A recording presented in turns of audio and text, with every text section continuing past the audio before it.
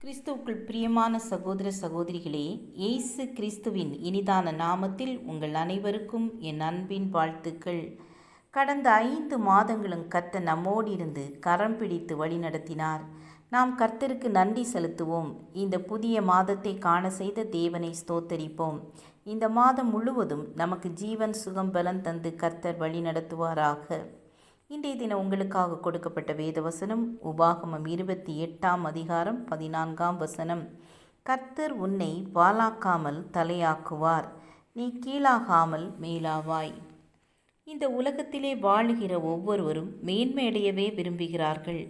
படிப்பிலானாலும் சரி, பணத்திலானாலும் சரி, அந்தஸ்தினானாலும் சரி, உயர்வடையவே அவர்கள் விரும்புகிறார்கள். தாழ்வடைய மனிதனுடைய இருதயம் ஒருபோதும் சம்மதிப்பதில்லை. கர்த்தர் உன்னை வாலாக்காமல் தலையாக்குவேன் என்று சொல்லுகிறார். தலை என்று சொல்லும்போது அது பிரதான உறுப்பு.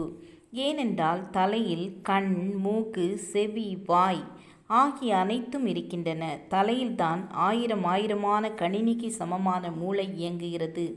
எல்லாவற்றிலும் தலைதான் முன்னால் செல்கிறது, வால் பின்தொடர்கிறது. ஒரு அலுவலகத்தை எடுத்துக்கொள்ளுங்கள். அங்கு தலையைப் போல இருக்கிற உயர்ந்த அதிகாரி ஒருவர் இருப்பார். அவர் தம்முடைய அறிவுத்திறமையினால் திட்டங்களை தீட்டுவார். அலுவலகத்தின் கீழ் நிலையில் உள்ளவர்கள் தீட்டப்பட்ட திட்டங்களை நிறைவேற்ற செயல்படுவார்கள். அந்த திட்டங்களுக்கு இன்னும் கீழ்மட்டத்தில் உள்ளவர்கள் தங்கள் சரீர உழைப்பை கொடுப்பார்கள். கர்த்தர் உங்களை அடிமட்ட பணியாளராக வைத்திராமல் திட்டங்களை தீட்டும் உயர்ந்த நிலையில் உள்ள ஞானியாக உயர்த்துவார். பார்வோனுக்கு பயந்து எகிப்தை விட்டு ஓடிய மோசேயை கர்த்தர் வாலாக்கவில்லை, முழு இஸ்ரவேலரை வழிநடத்தி செல்கிற பெரிய தலையாக்கினார். அதற்கான அபிஷேகத்தை கொடுத்தார். அதற்கான சத்துவத்தையும் வல்லமையும் கொடுத்தார்.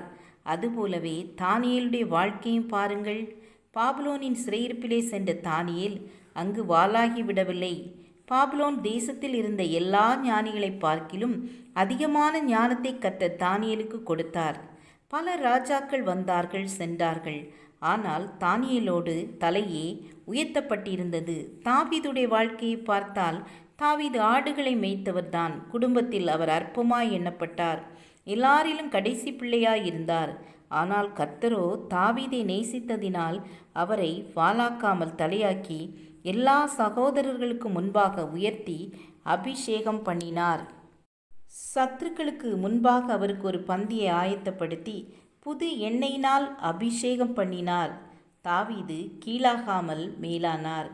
ஆம், எனக்கு அன்பானவர்களே, உங்களுடைய தாழ்வில் உங்களை கண்ணோக்கி பார்த்த ஆண்டவரை ஸ்தோத்தரிப்பீர்களா?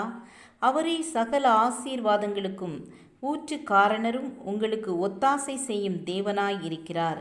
நான் உன்னை பெரிய ஜாதியாக்கி உன்னை ஆசீர்வதித்து உன் பெயரை பெருமைப்படுத்துவேன், நீ ஆசீர்வாதமாய் இருப்பாய் என்ற வசனத்தின்படி கர்த்தர் உங்கள் யாவரையும் ஆசீர்வதித்து வழிநடத்துவாராக.